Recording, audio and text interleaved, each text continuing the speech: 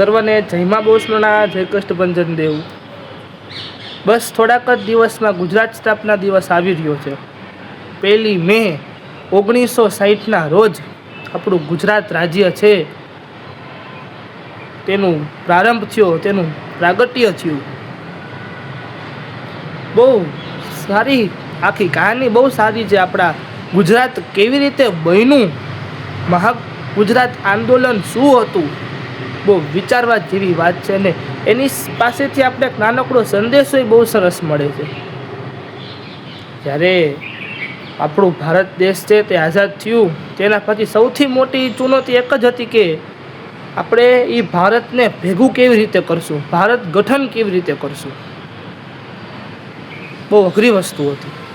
ત્યારે અલગ અલગ રાજ્યો છે, સરદાર વલ્લભભાઈ પટેલે એમની જાત મહેનતથી અલગ અલગ આ રાજ્યોને ભેગા કર્યા, એના રજવાડાને ભેગા કર્યા અને સંયુક્ત ભારત બનાવ્યું. પણ એ સમયમાં મહારાષ્ટ્ર અને ગુજરાતને બૃહદ મુંબઈમાં જ રાખ્યું, અલગ રાજ્ય ન બન્યા. ત્યારથી જ મરાઠા અને ગુજરાતી વચ્ચે ચળવળ ચાલુ થઈ જ ગઈ હતી અલગ પ્રાંતની. એમાં મહાગુજરાત આંદોલન ચાલુ થયું. અમદાવાદની આપણી જે ગુજરાત યુનિવર્સિટીના બાળકો ઉપર હુમલો થયો, ત્યારબાદ મહાગુજરાત આંદોલનનો પ્રારંભ થયો. મહાગુજરાત આંદોલન થયું, કેટલી રેલીઓ નીકળી, કેટલા આંદોલન થયા, ખૂબ મહેનત કરી બધાએ, ખૂબ. 1960 સુધી આ જ વસ્તુ ચાલી. 3 થી 4 વર્ષ આ મહાગુજરાત આંદોલન ચાલ્યું, આ ગુજરાત પરિષદ ચાલી. ઘણા લોકોએ એમાં એમનું ખૂબ યોગદાન આપ્યું, બહુ લોકોએ. ઘણીવાર તો જેલમાં પણ જવું પડ્યું. અને ત્યારબાદ 1960ના રોજ આ ગુજરાત બન્યું. અને ગુજરાત બન્યું એના પછી તકલીફ ઘણી બધી હતી.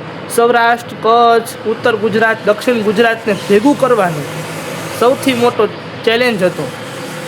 ગુજરાત તો અલગ બન્યું, પણ ગુજરાતને સંયુક્ત ગુજરાત કરવા માટે ખૂબ મહેનત હતી. જ્યારે આ મહા આંદોલન ચાલુ થયું એટલે એ ટાઈમે ઇન્દિરા ગાંધી આવ્યા હતા. એમને આ વસ્તુની ગંભીરતા સમજાણી કે આ આંદોલન છે એ નાનું મોટું નથી. આ આંદોલનમાં જો આપણે કંઈ કડક પગલાં નહીં લઈ તો નુકસાની આપણી છે. એટલે ઇન્દિરા ગાંધીએ 1 મે 1960ના રોજ બંને રાજ્યને અલગ કરી નાખ્યા. એટલે બંને રાજ્યની સ્થાપના 1 મે 1960ના થઈ. ગુજરાત ને મહારાષ્ટ્ર બૃહદ મુંબઈમાંથી 2 રાજ્ય અલગ પડી ગયા. એના પછી દરેક સ્ટેટને ભેગા કર્યા. કચ્છ, સૌરાષ્ટ્ર, અલગ અલગ પ્રાંતના જેટલા સ્ટેટ હતા બધાને ગુજરાત રાજ્યમાં ભેળવ્યા અને તેના પછી ગુજરાતની સ્થાપના થઈ. બહુ અઘરી વસ્તુ છે. એ સમયનું આપણે વિચારી તો ખૂબ અઘરી વસ્તુ છે આપણા ગુજરાતની સ્થાપના. તે સમયે જે રીતે થઈ છે ખૂબ અઘરું છે.